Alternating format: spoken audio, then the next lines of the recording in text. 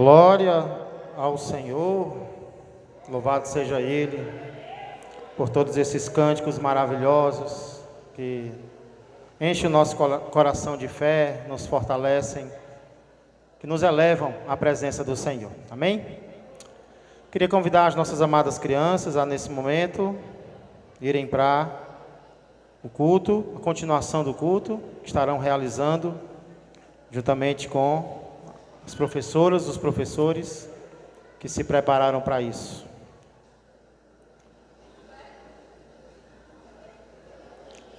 Vou fazer mais uma oração, convidar o pastor Salles para orarmos mais uma vez ao nosso Deus.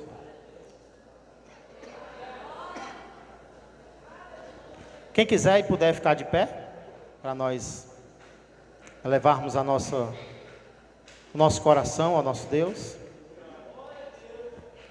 Glória a Deus. Eu vos saúdo a todos com a paz do Senhor, amém. Quero neste momento convidar a amada igreja para nós darmos continuidade nesta adoração. Diz que quanto mais oração, mais ora, mais a coisa melhora. E é nas orações que a gente vence as batalhas. A oração é algo muito importante, como escudo, como flecha, como cura. Quem precisa nesta noite de uma cura, se você pode colocar a sua mão sobre a parte que está enferma, coloque. Se não colocar, coloque sobre o seu coração. Eu tenho recebido do Senhor muitas coisas maravilhosas. Ei, deixa eu dizer uma coisa para você. Luta não é para entristecer crente, não. Eita Deus, luta é para fortalecer você, luta é para mostrar para você que você é capaz de passar pelo vendaval. Ele está olhando para nós.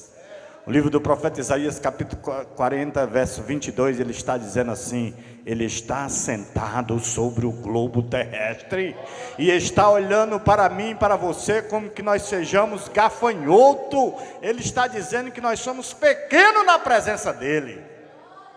Querido Deus e amado Pai, Senhor, te louvamos pelas lutas, te louvamos, Pai, pela peleja, te louvamos pelas guerras, porque nós guerreamos, mas a batalha e a vitória quem nos concede é o Senhor. Tudo que nós precisamos é estar, Senhor, de prontidão, que o diabo é que saia do meio e que nós possamos passar a pé enxuto, porque tu tens nos provado. Deus querido, Deus amado, muito obrigado, Senhor, pelo pão de cada dia, pelo calçar, pelo vestir, pela saúde, pelo alto entendimento da necessidade do teu Espírito e da alegria que há dentro do ser de cada um. Senhor, esta noite é noite de cura, noite de salvação, noite de reconciliação, noite de aceitação, noite de renovação de votos. Pai, este lugar está propício a mim e a cada um que aqui se encontra, porque o teu Espírito está se movimentando sobre as vidas. O teu Espírito está, Senhor meu Deus, nesta noite, aqui neste lugar. Quando chegou o primeiro crente, ele chegou juntinho. Quando chegou o último crente, ele chegou juntinho. Quando foi ligado, Senhor meu Deus e meu Pai, às redes sociais, ele está lá também, porque tu és, Senhor meu Deus e meu Pai, ó Deus querido, a riqueza que há de ser, Senhor, na vida daquele que te busca. Pai, nesta noite, ó Deus amado, toca no íntimo,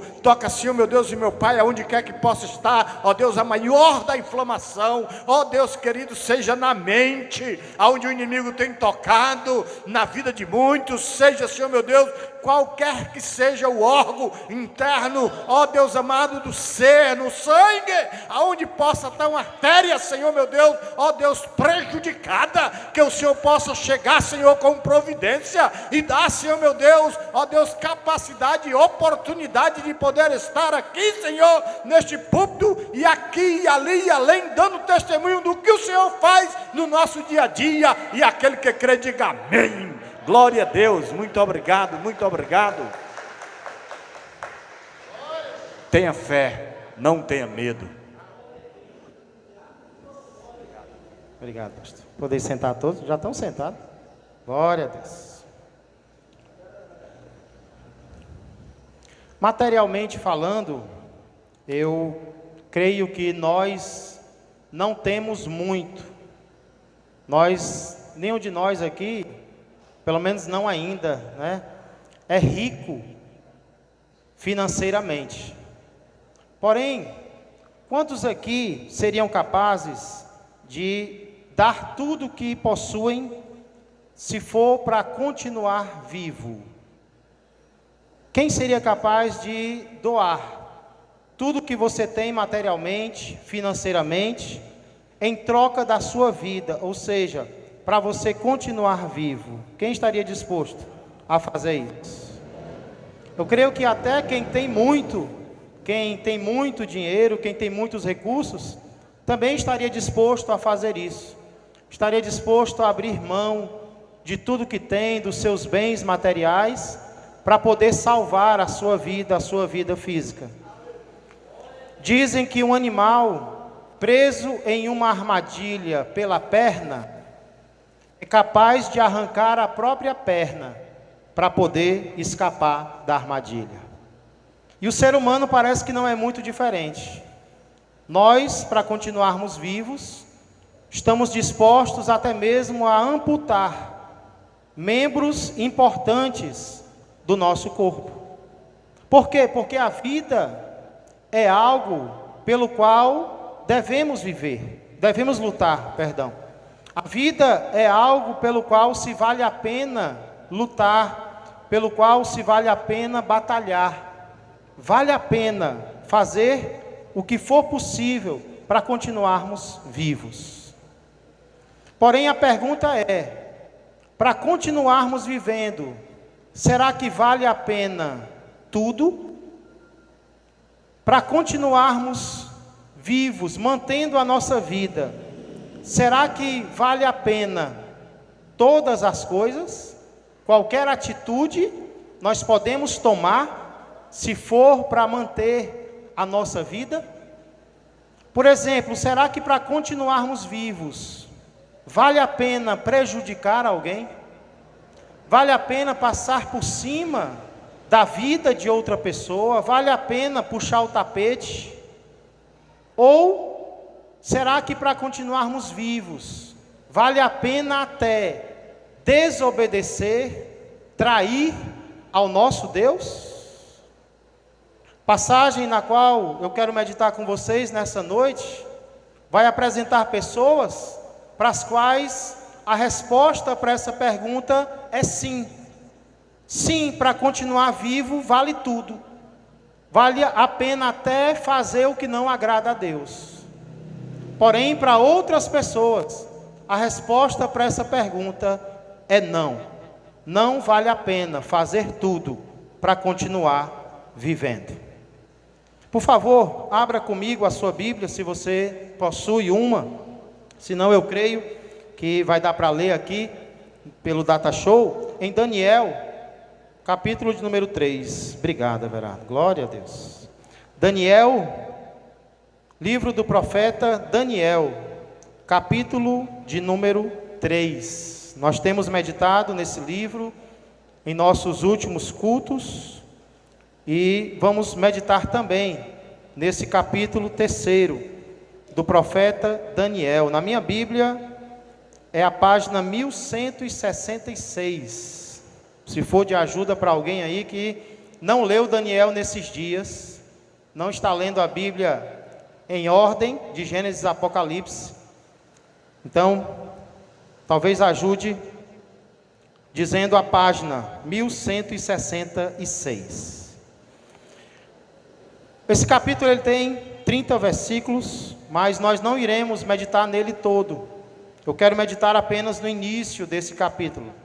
Mas antes eu creio que é muito importante nós entendermos como termina o capítulo anterior, o que é dito nos versos anteriores. No final de Daniel 2, nós vemos que após ter o seu sonho descoberto, revelado e explicado por Daniel, Nabucodonosor tem uma atitude muito bela. Ele se prostra diante do Deus de Daniel. Ele se rende ao Deus de Daniel, pelo menos no momento. pelo menos naquela empolgação de ter uma revelação de Deus, ele se dobra diante de Deus, ele honra Daniel, ele honra os 3 amigos de Daniel. Isso é o que acontece no final do capítulo 2. Porém, aqui no início do capítulo seguinte, pouco tempo depois, Nabucodonosor, o grande rei da Babilônia, ele já tem atitudes diferentes. É interessante como o pensamento do ser humano, ele muda com o passar do tempo. Alguém que algum tempo atrás estava voltado para Deus, parecia até um crente, agora se torna alguém totalmente descrente. Alguém que vai inclusive ordenar que os seus súditos façam algo que eles não deveriam fazer. Ele vai ordenar que os seus súditos adorem algo que ele fabricou, algo que ele construiu, e ainda vai ameaçar aqueles que desobedecerem com a morte na fornalha ardente. Então olha como esse homem mudou. E nós precisamos nos perguntar, igreja, se nós também não estamos mudando, porém mudando para pior. Porque se nós não tivermos cuidado, com o passar do tempo, nós também vamos experimentar mudanças. Só que essas mudanças, elas não serão para melhor. Essas mudanças poderão ser para pior, se nós não tivermos cuidado de andarmos em comunhão com Deus, de continuarmos buscando a Deus, nós iremos mudar, só que é para pior. E é isso que acontece com esse grande rei.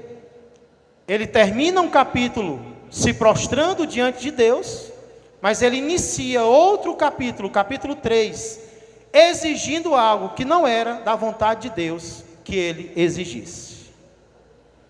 E é em meio a tudo isso, é em meio a essas exigências erradas dele, que nós poderemos ver 2 tipos de pessoas. 2 tipos de pessoas que podiam ser encontradas naquela época, mas que ainda podem ser encontradas nos nossos dias.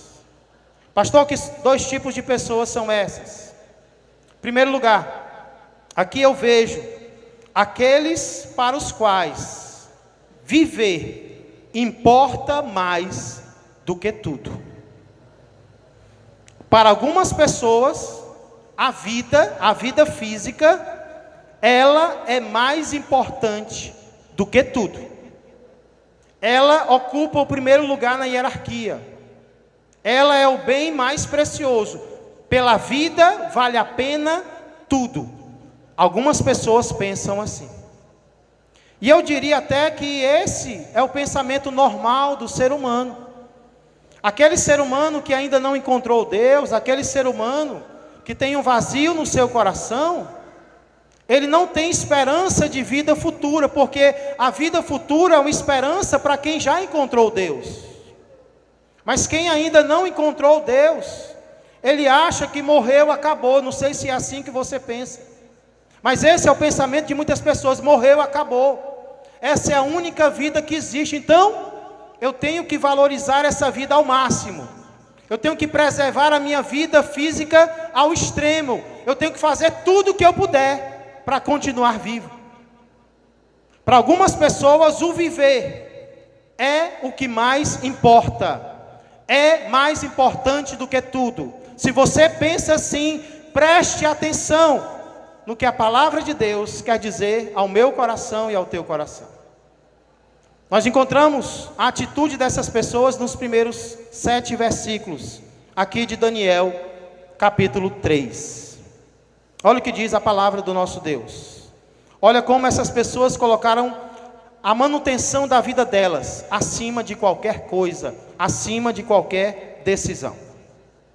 Daniel 3:1 diz: o rei Nabucodonosor fez uma imagem de ouro, que tinha 60 côvados de altura e 6 de largura. Levantou-a no campo de Dura, na província da Babilônia. Então o rei Nabucodonosor mandou ajuntar os sátrapas, os prefeitos, os governadores, os juízes, os tesoureiros, os magistrados, os conselheiros e todos os oficiais das províncias. para que viessem a consagração da imagem que o rei Nabucodonosor tinha levantado. Verso 3. Então se ajuntaram os sátrapas, os prefeitos, os governadores, os juízes, os tesoureiros, imagina a festa, os magistrados, os conselheiros e todos os oficiais das províncias, para a consagração da imagem que o rei Nabucodonosor tinha levantado. E estavam em pé diante da imagem que Nabucodonosor tinha levantado. Nisto o arauto, o porta-voz, apregoava em alta voz: ordena-se a vós outros, ó povos, nações e homens de todas as línguas. Era vasto o império de Nabucodonosor. No momento em que ouvirdes o som da trombeta, do pífaro, da harpa, da cítara, do saltério, da gaita de foles e de toda sorte de música, vos prostrareis e adorareis a imagem de ouro que o rei Nabucodonosor levantou. Verso 6, qualquer que se não prostrar e não a adorar, será no mesmo instante lançado na fornalha de fogo ardente. Portanto, verso 7, quando todos os povos ouviram o som da trombeta, do pífaro, da harpa, da cítara, do saltério e de toda sorte de música, ou seja, da orquestra inteira, se prostraram os povos, nações e homens de todas as línguas, e adoraram a imagem de ouro que o rei Nabucodonosor tinha levantado. Pai amado e Pai querido, obrigado, Senhor, pela revelação da Tua palavra, Senhor. Obrigado pela inspiração da Tua palavra. Obrigado, Senhor, por essa história verdadeira ter chegado até nós hoje, porque hoje nós precisamos, Pai, do que está escrito aqui. A Tua palavra é como um espelho para nós. Então nós queremos, Senhor, nos enxergar nela, as atitudes que estamos tendo que Te agradam e aquelas que estamos tendo que não Te agradam, Senhor. Nós queremos nos arrepender, nós queremos ser transformados à imagem e semelhança do nosso Rei maior, Jesus Cristo, nosso Senhor e Salvador, no nome de quem eu oro e já agradeço. Amém, amém e amém. Glória a Deus. Algum tempo depois, nós não sabemos quanto, do que acontece no final do capítulo 2, esse grande homem, admirado em toda a história, rei Nabucodonosor, ele faz uma imagem. Ele fabrica uma imagem. Dizem que esse rei gostava muito de construções. Foi ele, inclusive, que construiu o Jardim Suspenso da Babilônia, uma das 7 maravilhas da antiguidade. Nabucodonosor gostava de construções, gostava de fabricações. E aqui diz que ele fabrica, ele manda fabricar, fazer uma estátua, uma imagem. E essa palavra imagem, ela é a mesma palavra usada no capítulo 2, para se referir à estátua, do sonho que ele tem de uma estátua, de um homem, de reinos, representados por um homem. Então pode ser que essa estátua seja, essa imagem seja a estátua dele mesmo, que ele mandou fabricar. Só que as medidas não parecem de um ser humano, porque o texto vai dizer que essa estátua media 60 côvados. Quando você estiver lendo a Bíblia e você lê essa medida côvado, é só você dividir por 2. Porque um côvado mede aproximadamente meio metro. Então 60 metros dá quantos metros? 60 côvados dá quantos metros? Quem é bom de conta aí já fez, né? Dá 30 metros. 30 metros é a largura da nossa igreja vezes 2. A largura da nossa igreja é aproximadamente 15 metros, se eu não me engano. Então 30 metros é essa largura vezes 2. Então era uma imagem bem comprida. Só que o texto diz que a largura dela eram apenas 6 metros, ou 6 côvados, o que dá apenas 3 metros. Então ficaria meio desproporcional, né? 30 metros de altura por 3 metros de largura não parece muito com o ser humano, com a imagem de um ser humano. Então pode ser que essa imagem, na verdade, fosse uma coluna ou um obelisco no qual os deuses babilônicos foram esculpidos ali, talvez até o próprio rosto de Nabucodonosor. Nós não sabemos o que havia na imagem. O que nós sabemos era de qual material ela era feita. Qual era o material da imagem? O texto diz que a imagem foi feita de ouro. A imagem foi feita de ouro. No capítulo anterior, capítulo 2, Nabucodonosor tem o sonho de uma estátua com a cabeça de ouro. E Daniel diz: a cabeça é você, Nabucodonosor. Você é o rei principal do momento. Só que agora parece que ele não se contenta mais apenas em ser uma parte da estátua, apenas em ter a cabeça de ouro. O ser humano parece que nunca está satisfeito com aquilo que Deus dá para ele.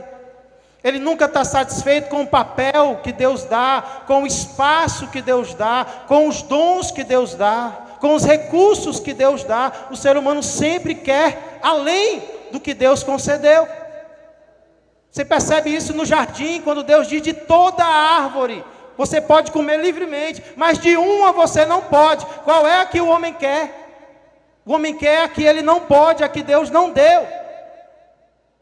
Davi tinha muitas mulheres, mas qual mulher ele desejou? A mulher que ele não podia ter. Então muitas vezes em nós, seres humanos, há uma ingratidão para com o Senhor. Nós não nos conformamos, nós não nos contentamos com aquilo que Deus quer dar para nós. Deus colocou Nabucodonosor como o cabeça de ouro, mas agora ele diz: não, eu não quero eu não quero ser apenas uma parte de ouro, eu quero ser representado por uma imagem inteira de ouro. Eu quero mais do que Deus planejou para mim. Ele fabrica então essa imagem totalmente de ouro, e ele a levanta no campo de Dura. Um campo na Bíblia é um terreno plano rodeado por montes, rodeado por montanhas. E Dura deveria ser alguma localidade ali próxima, alguns quilômetros de distância. Fabricada então e levantada, aquela imagem brilhava de longe ao sol, linda. O rei manda chamar os seus encarregados. O texto cita aí vários cargos, e eles são citados do mais poderoso para o menos. A ordem aqui é de graus de autoridade, mas todas as autoridades do reino, do vasto reino de Nabucodonosor, são convocadas para a consagração da imagem. E sabe o que eu acho interessante? É que todos comparecem, todos atendem ao chamado de Nabucodonosor, e ai daquele que não atendesse. E aí eu fiquei me perguntando: e nós temos um rei mais poderoso do que Nabucodonosor, nós temos um rei mais amoroso, mais glorioso, e esse rei tem nos feito chamados também. Mas será que nós temos atendido aos chamados do nosso rei? Nós temos atendido às ordens do nosso rei? O rei mandou chamar os prefeitos, os governadores, os sátrapas, os juízes, os conselheiros, e todos eles comparecem. O chamado que Deus tem feito para você, decida atender. Decida que você vai ser alguém que vai dizer sim para a convocação que o Senhor fizer ao teu coração. Senhor, o que o Senhor ordenar, eis-me aqui para fazer. Se eles obedeceram a Nabucodonosor, eu vou te obedecer ainda mais. Estando todos em pé, então, diante da imagem, vem a surpresa. Talvez eles não esperavam, mas não era apenas para comparecer, não era apenas para prestigiar. O rei tinha um plano mais tenebroso do que esse.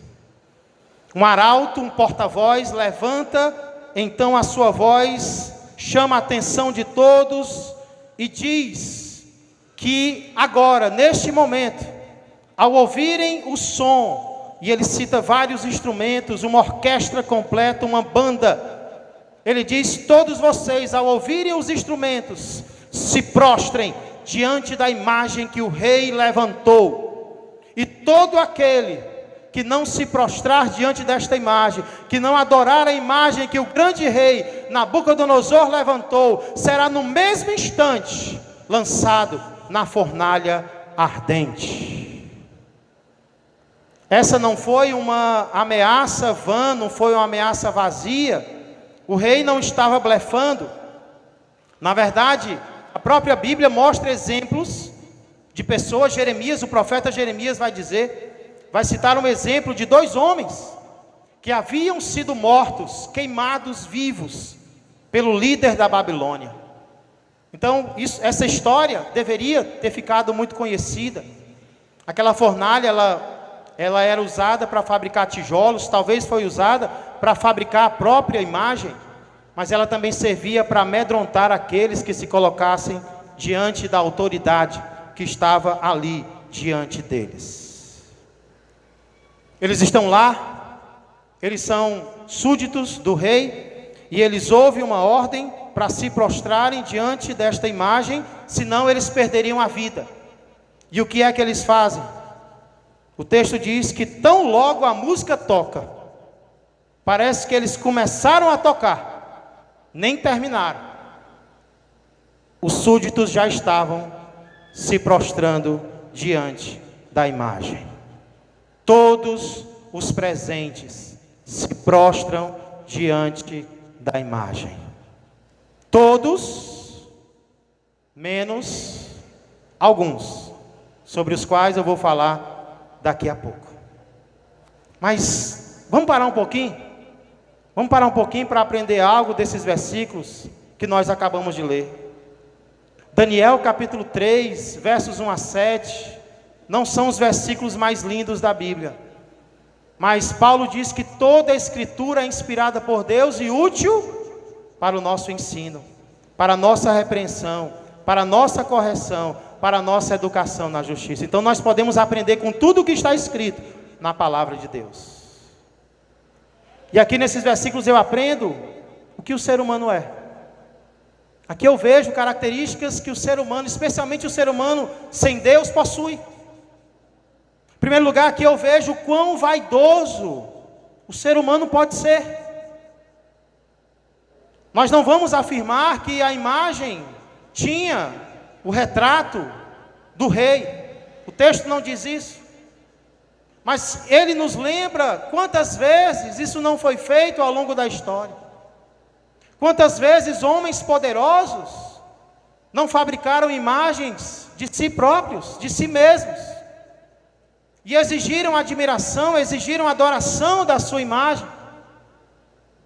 Quantas vezes isso não aconteceu na história? Quanto mais poderosa uma pessoa se torna, mais vaidosa muitas vezes também.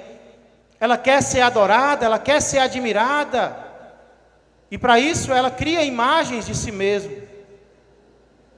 Isso me lembra, inclusive, que foi nessa mesma terra da Babilônia, terra de Siná, que depois do dilúvio, uma parte da humanidade se reuniu para construir uma torre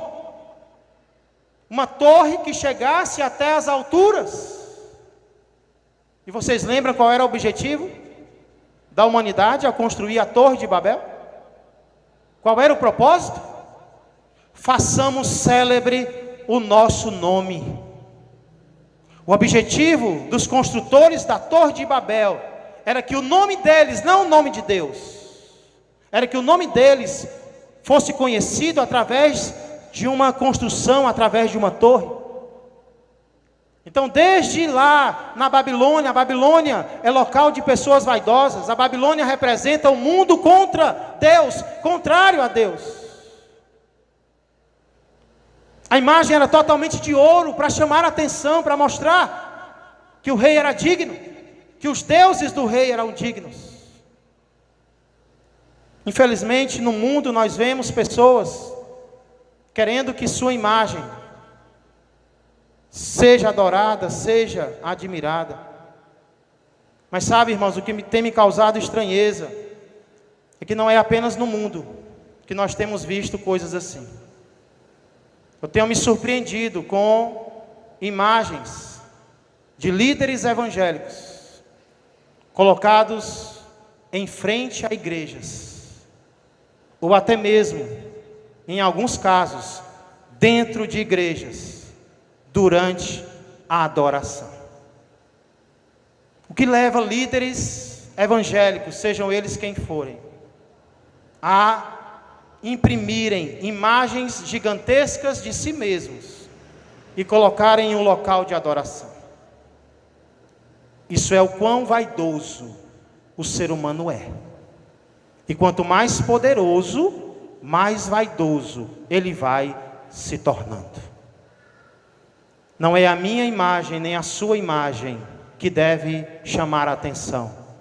É a imagem de Deus, o nosso Senhor e Salvador, Jesus Cristo. Somente Ele merece toda a honra e toda a glória. Não sou eu e você que devemos chamar a atenção das pessoas para nós mesmos, mas o nosso Deus, o nosso Senhor. Quão vaidoso o ser humano é. Aqui nós vemos também o quão intolerante o ser humano pode ser.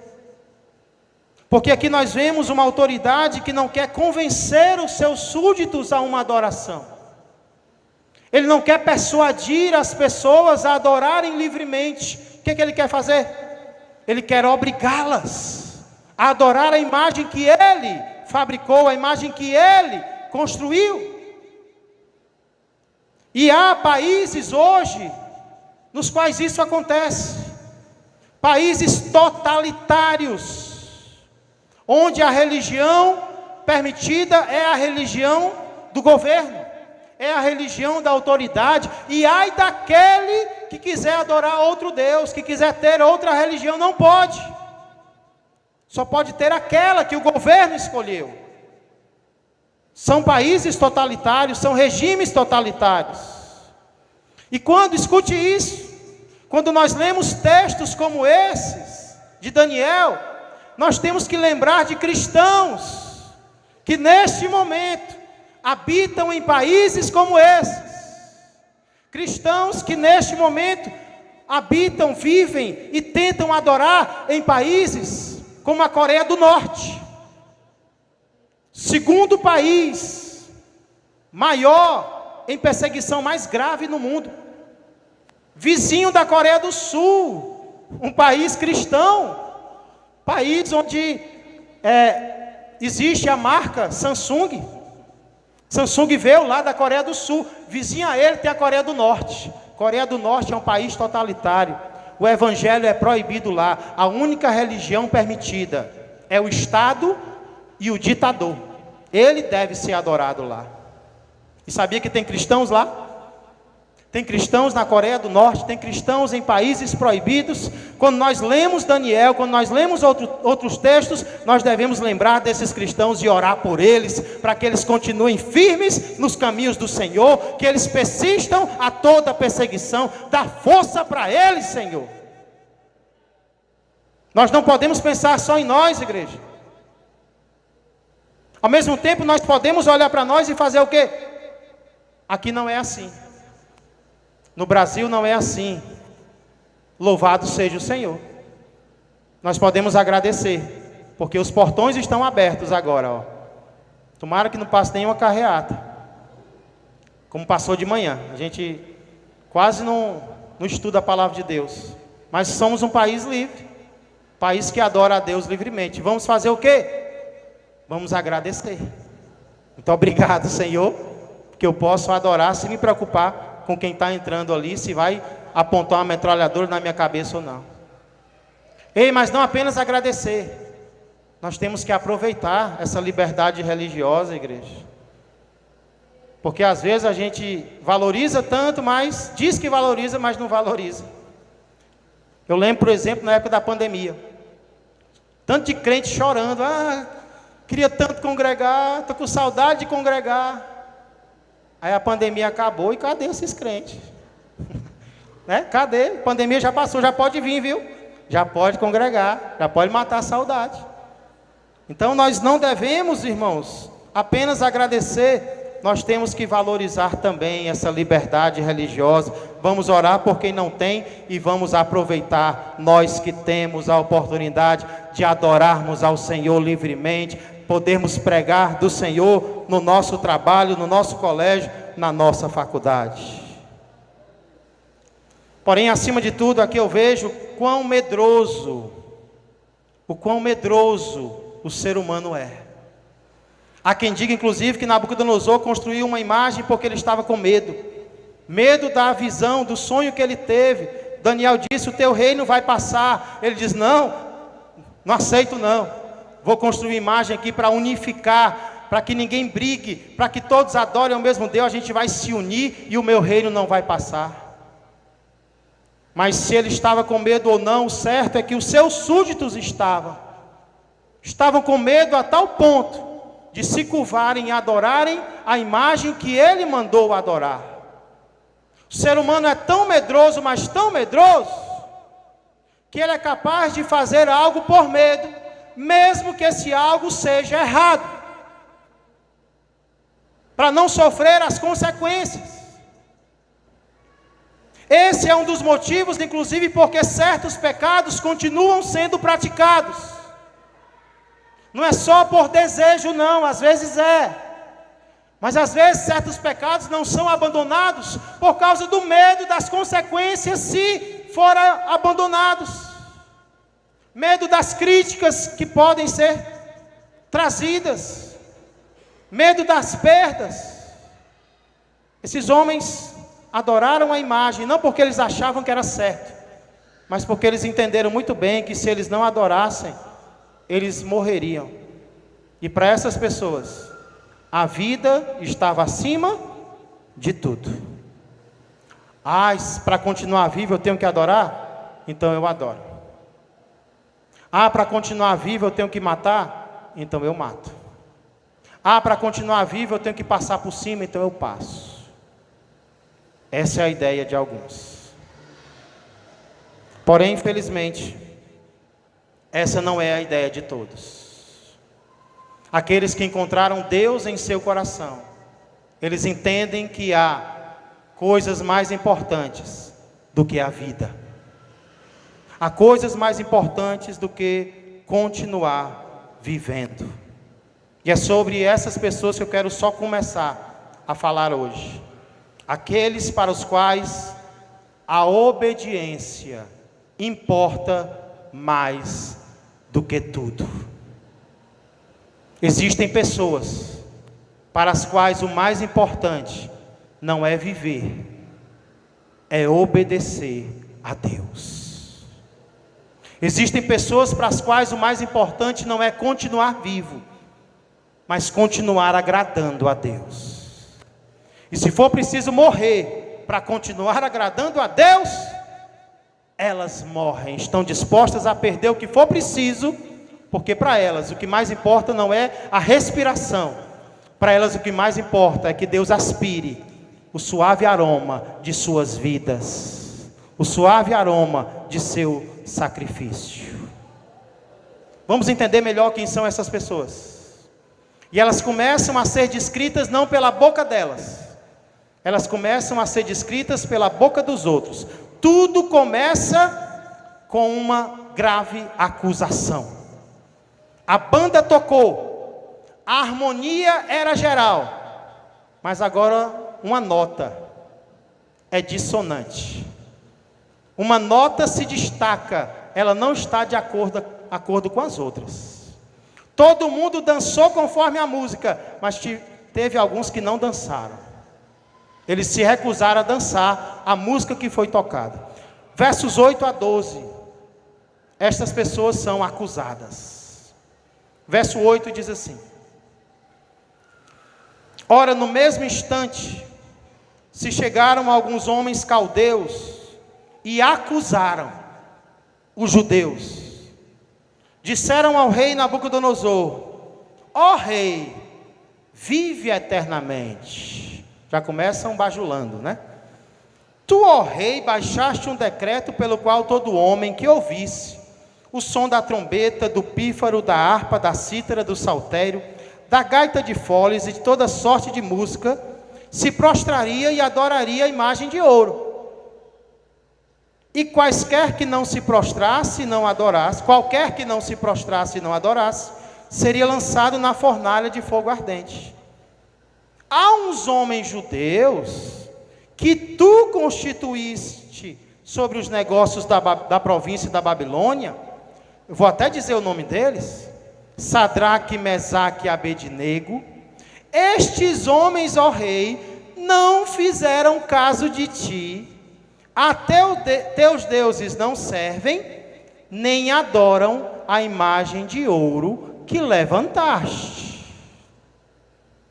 Como é que começa aqui? Com uma acusação.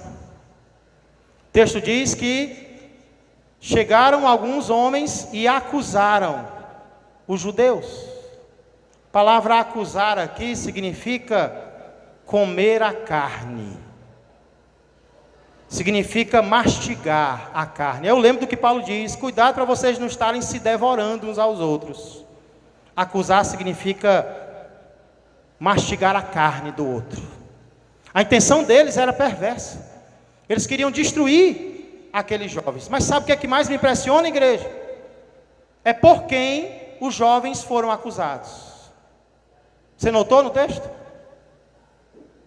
O texto diz que chegaram uns caldeus.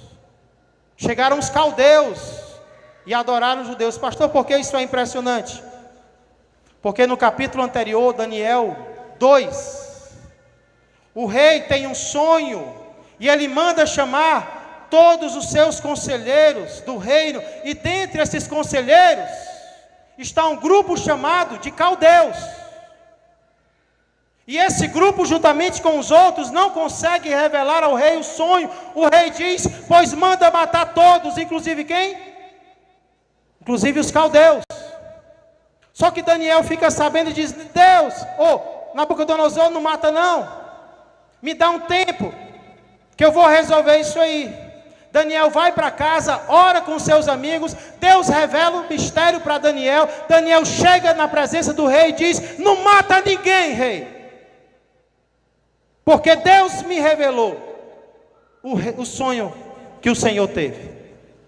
Daniel e seus amigos, ao revelarem o sonho de Nabucodonosor, eles salvam não apenas a vida deles, eles salvam a vida dos caldeus, porque o rei tinha mandado matar, e agora Daniel salva, os 3 amigos dele salvam. O que os caldeus fazem agora? Percebeu como o ser humano é ingrato? Eles foram salvos por esses homens, e agora na primeira oportunidade, o que é que eles fazem? Eles apontam o dedo, eles acusam. É isso que a humanidade faz. É isso que as pessoas sem Deus no coração fazem.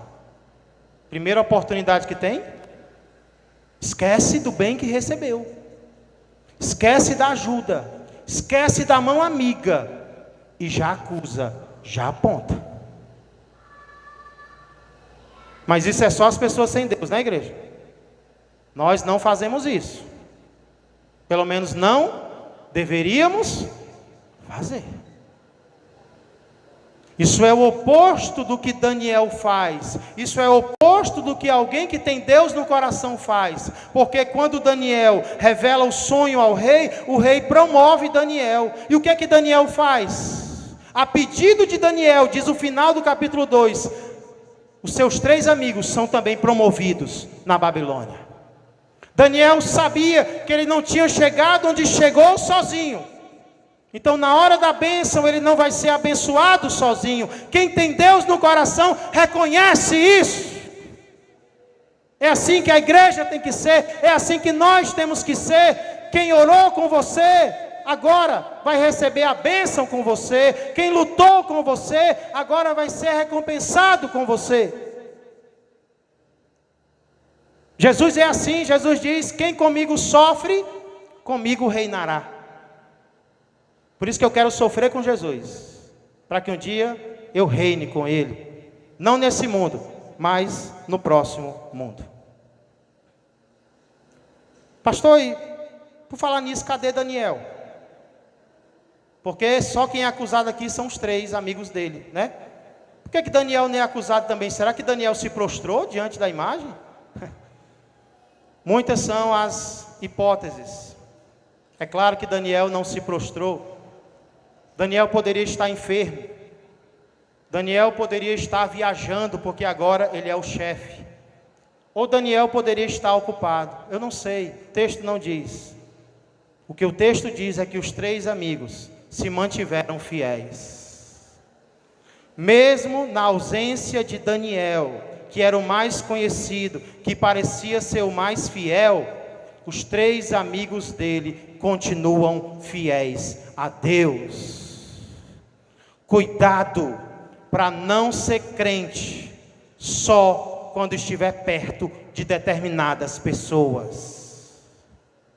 Cuidado para não ser crente só quando estiver perto dos seus pais, quando estiver perto do seu cônjuge, quando estiver perto da igreja, quando estiver perto daquele seu amigo mais forte.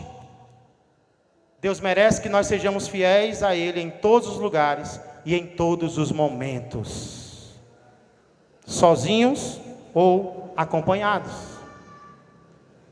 Esses caldeus, então, eles eram muito ingratos, porque eles foram salvos, mas agora eles acusam.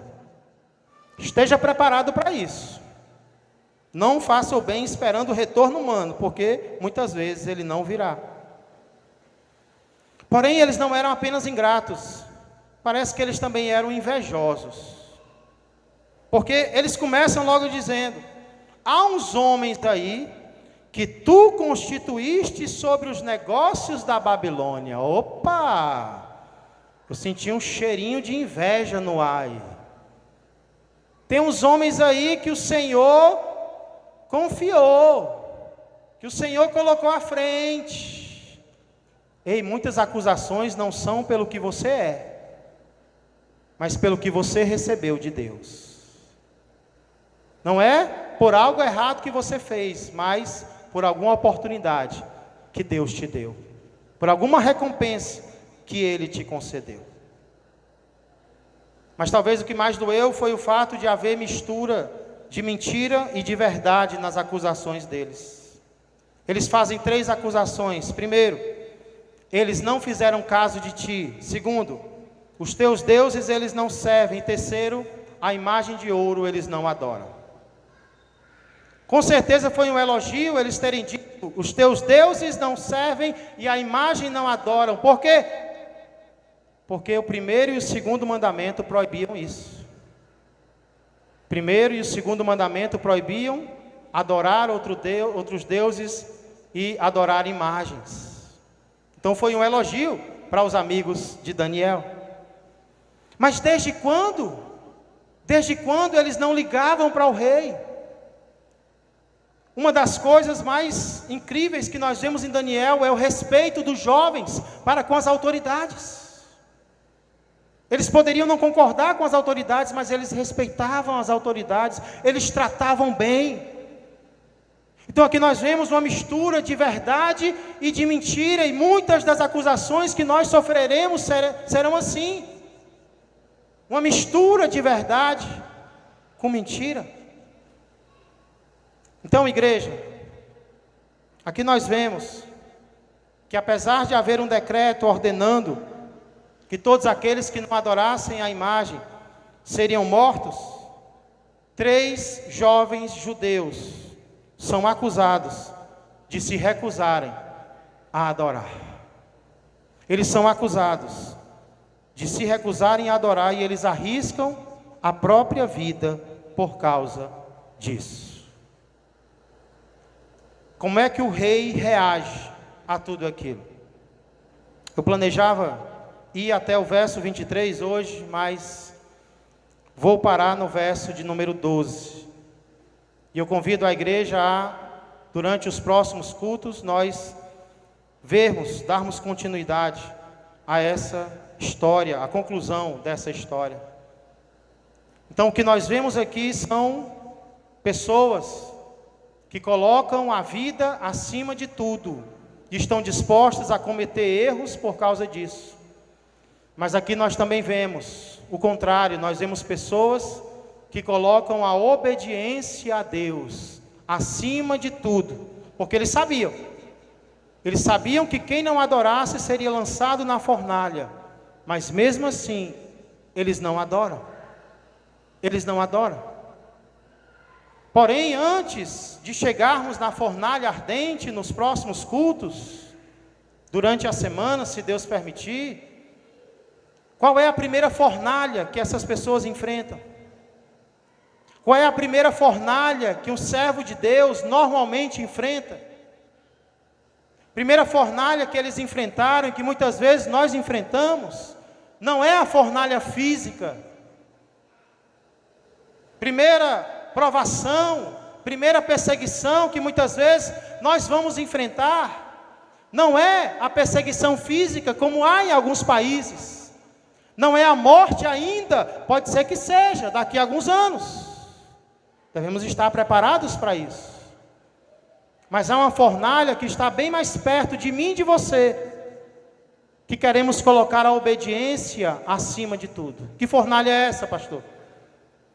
É a fornalha da acusação, é a fornalha da perseguição verbal, é a fornalha da crítica, é a fornalha do apontamento, é a fornalha de dizer coisas verdadeiras misturadas com coisas falsas, só porque nós estamos nos levantando para seguir a Cristo, para fazer a vontade dEle, para colocar a obediência acima de todas as coisas.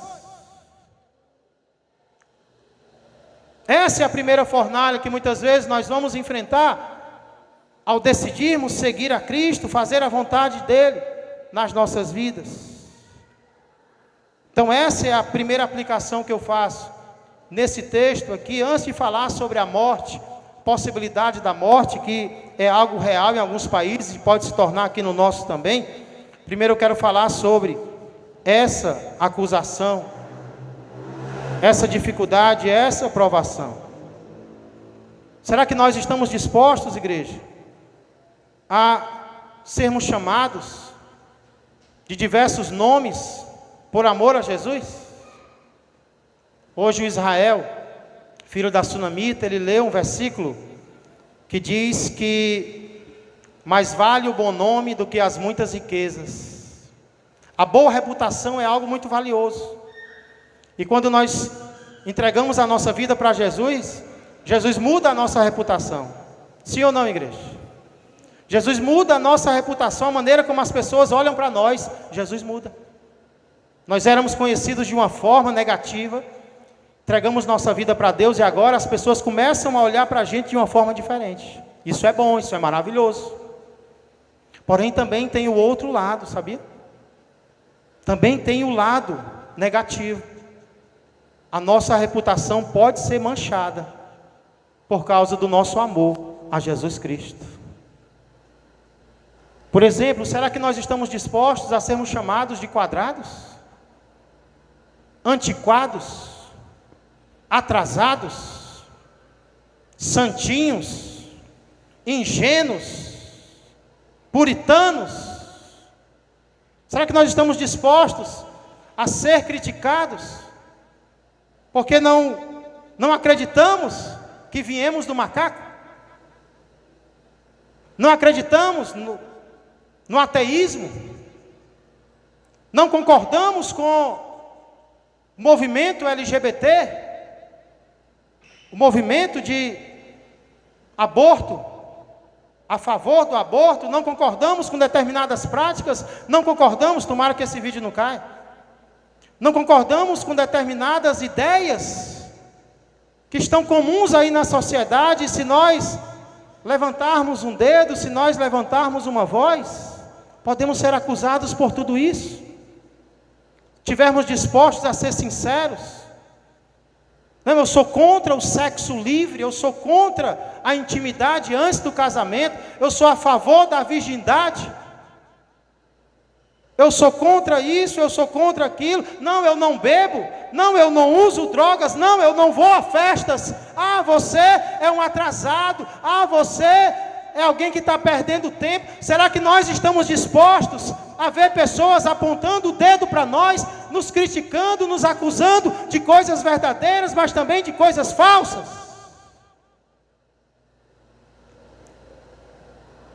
O texto mostra, esse capítulo, esse livro mostra bênçãos que esses jovens receberam de Deus. Mas aqui também mostra perdas que eles estavam dispostos a sofrer por amor a esse Deus. E a primeira perda que eles estavam dispostos a perder era da reputação deles, porque eles tinham cargo, eles tinham lugar de prestígio no palácio do rei, e agora eles são acusados, porque acima do rei da terra, para eles, havia um rei do céu.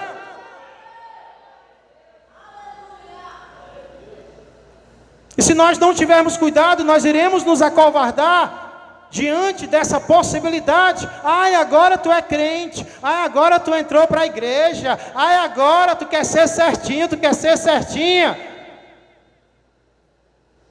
Ah, agora tu não adora mais os outros deuses. Ah, agora você não crê mais nisso, você não crê mais naquilo. Ah, você não anda mais em festa, né? Ah, agora você não anda mais em mesa de bar. Ah, agora você não quer mais usar drogas com a gente. Essa é a primeira fornalha que alguém que coloca a obediência acima de tudo vai ter que enfrentar. Não é a fornalha física. É a fornalha do cancelamento. É a fornalha da acusação. E esses jovens estiveram dispostos a passar por isso. E não foi só isso não, viu? Não foi só isso não.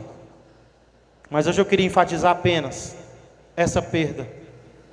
Porque se nós não estivermos dispostos a ser criticados por amor a Jesus, que dirá mortos,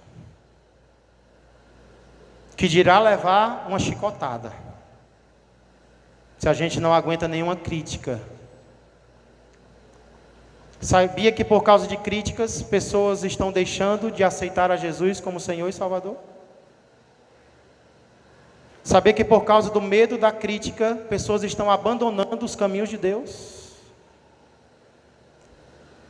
Porém, o que para alguns é perda, para quem entende o Evangelho, ser perseguido verbalmente é um motivo de regozijo, é um motivo de alegria, é um motivo de agradecer ao Senhor pelo privilégio que nós temos de sofrer por causa dEle.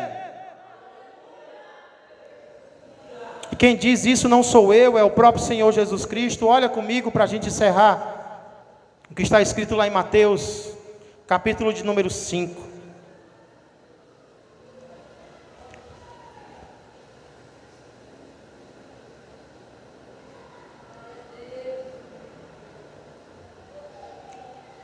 Rapaz, eu estava tossindo direto ali, pastor. Depois que o senhor orou, eu não tossi mais nenhuma vez, viu?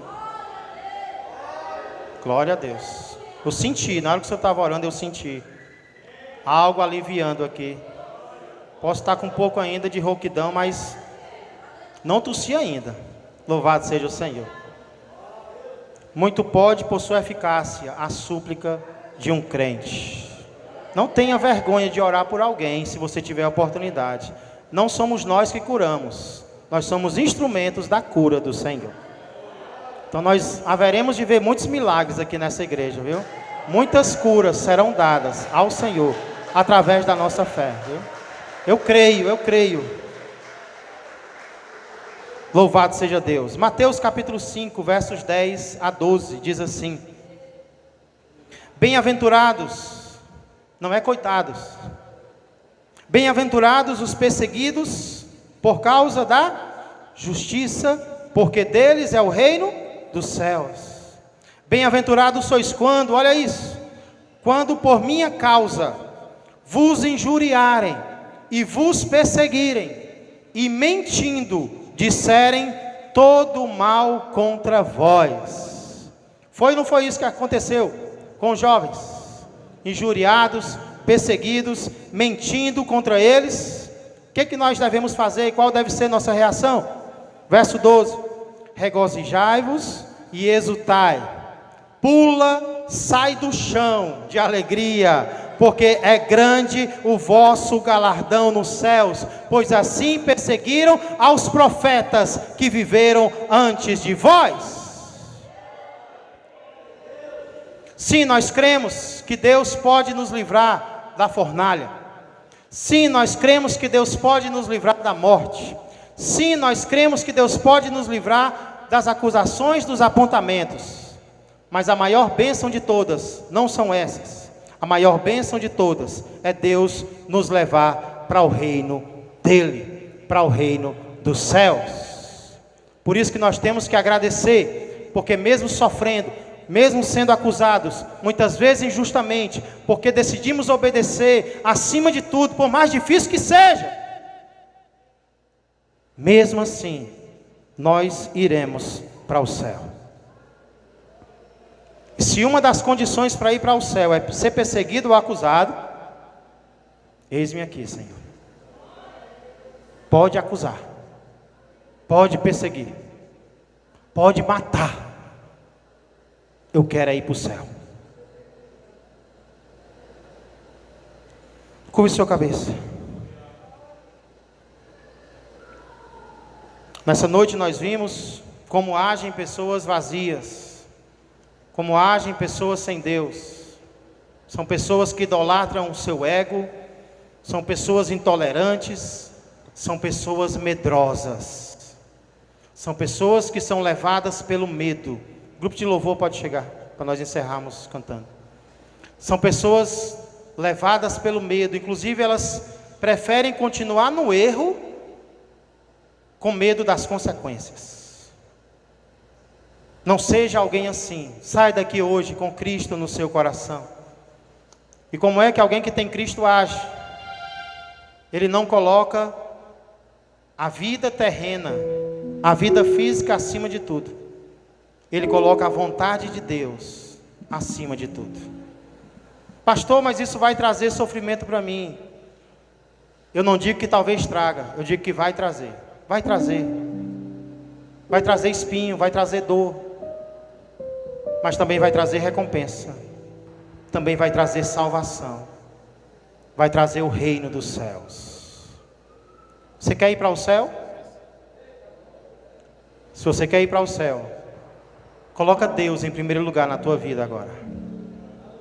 Para de colocar as pessoas em primeiro lugar. Para de colocar a opinião alheia em primeiro lugar.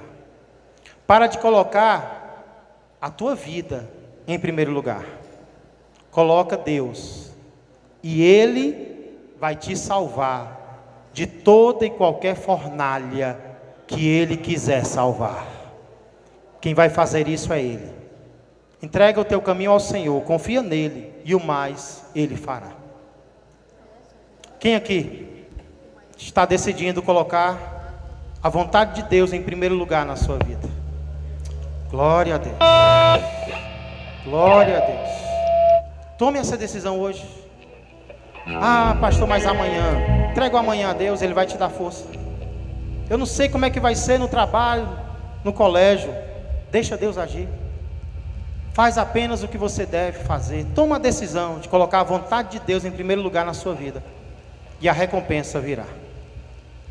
Enquanto nós estamos adorando ao Senhor com um cântico, eu queria perguntar se há alguém aqui essa noite que precisa entregar a sua vida a Cristo, que entendeu que Jesus Cristo é o único Senhor e Salvador, e somente através dele nós vamos para o céu, e agora quer entregar a sua vida a Ele. Ou talvez você já havia feito isso, mas acabou se afastando dos caminhos do propósito, e hoje você está aqui e deseja retornar aos caminhos do Senhor. Ei, que nem o pai do filho pródigo, Ele está aqui essa noite para te receber. Glória a Deus. Glória a Deus. Glória a Deus. Louvado seja o Senhor.